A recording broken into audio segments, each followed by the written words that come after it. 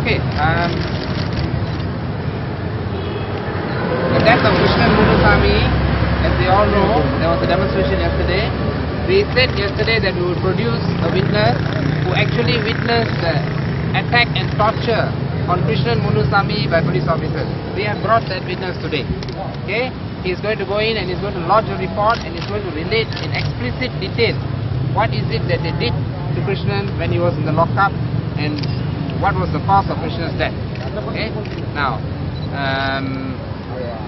we demand from the police that this witness, Sargunan be given the fullest protection. We do not want a situation where the moment he lodges the police report, the police then use all manner of tactics to arrest him, to harass him or such things, because the police have done this before. Okay, so we will be demanding the fullest protection from the government for him. This is a whistleblower. This is a witness to a terrible act of brutality by the police. If anything happens to him, I think the Malaysian public is going to question this government, okay, as to why whatever is being that is done to him is being done. Okay, so we expect the fullest protection for him. Now, before I go in, I also want to raise another matter. Yesterday the police cheated us. I said they cheated us because they called us in. They said they would consider our request for a second post-mortem. Later we read in the media they had issued a statement asking us to go to court. We do not need their advice to go to court. Okay, the reason we say that they must consent is because there is no necessity to go to court. Okay, it just prolongs the pain of the family. They simply have to say that they have no objections to a second post-mortem, and there's no reason for them to have a second post-mortem unless they have something to hide.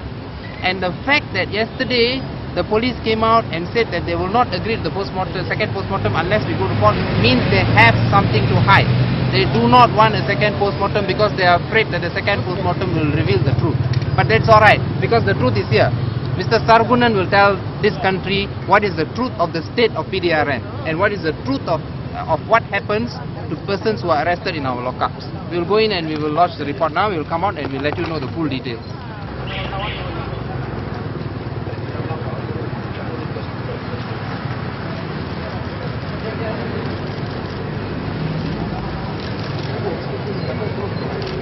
No, I think it's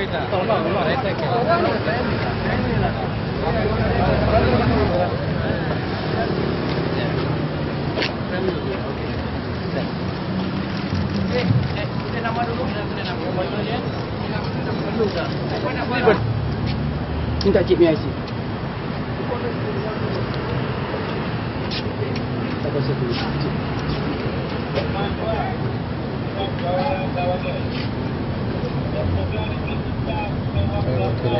Tak apa. Itu ni.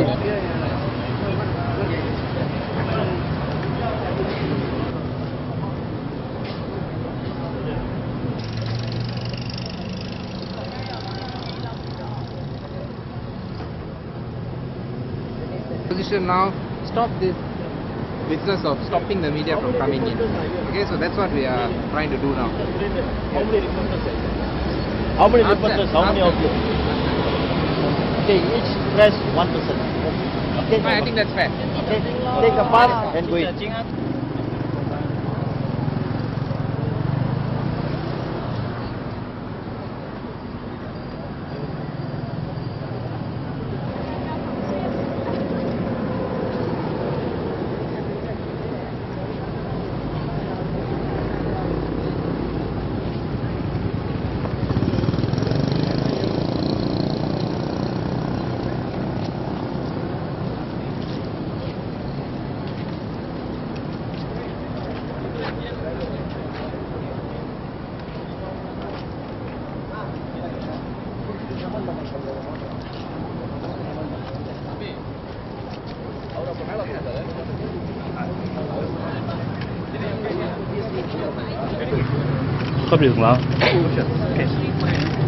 Alright.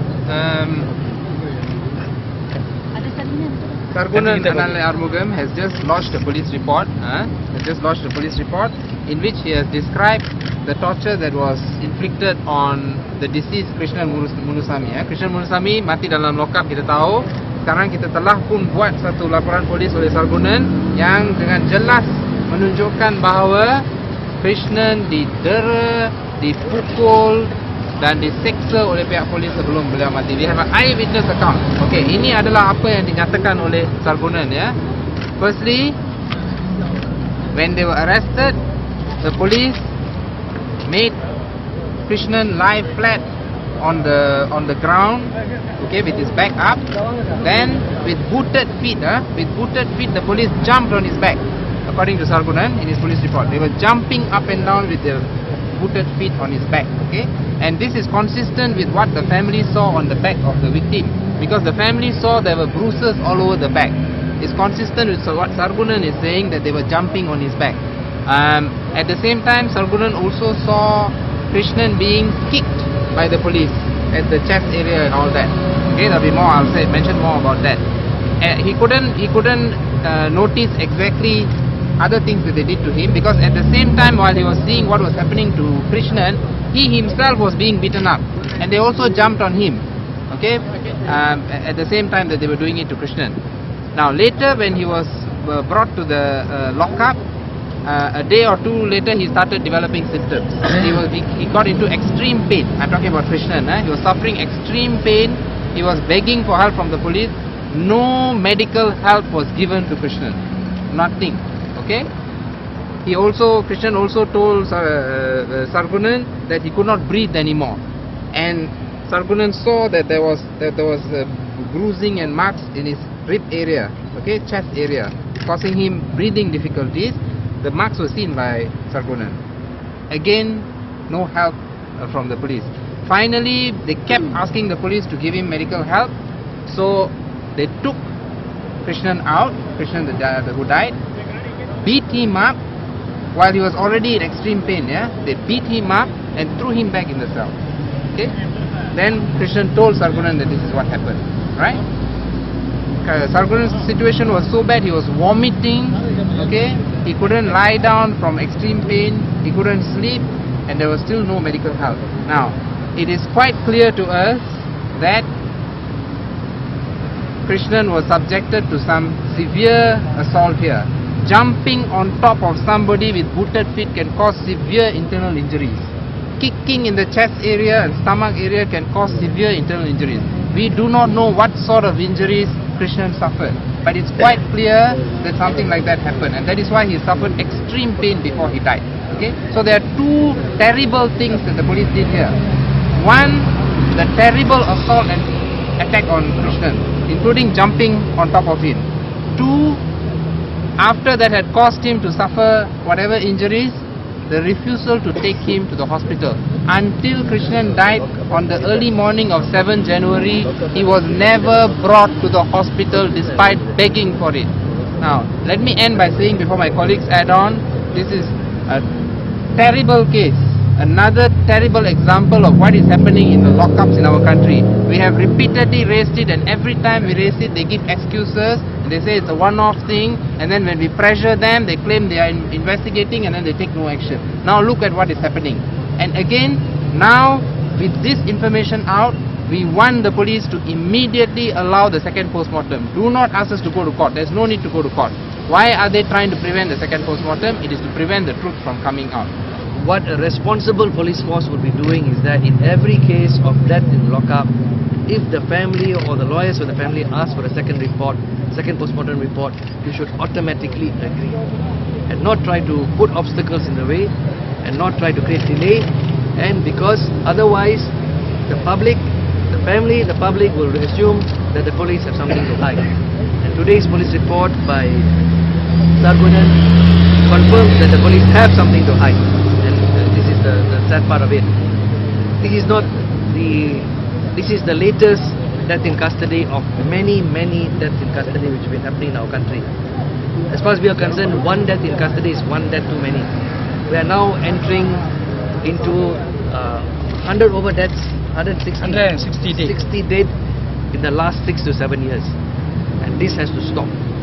Recently in Parliament, a Whistleblowers Act was passed, and it is the Barisan Nasional who pushed the act through.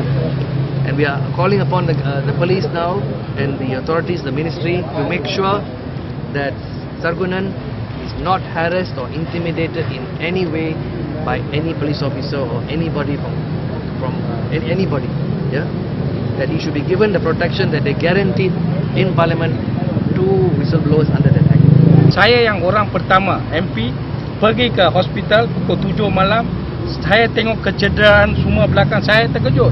Ada potong macam ini, besar, dekat ini macam dia punya badan. Lepas tu lebam mata blue black, belakang semua kena pijak blue black. Apa ini? Okay. Ada.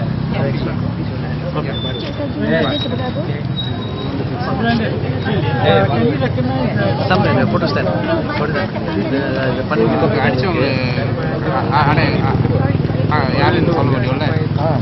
Yes, he can identify the beaters.